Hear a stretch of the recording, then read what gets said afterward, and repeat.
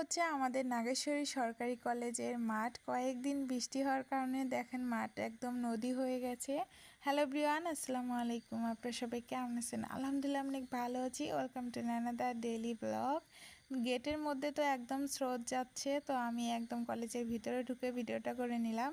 এরকম পানি দেখে অনেক আনন্দ লাগে, আবার ফির মনও খারাপ হয়ে যায়, কারণ কলেজে পানি দিয়ে একদম ডুবে যাচ্ছে।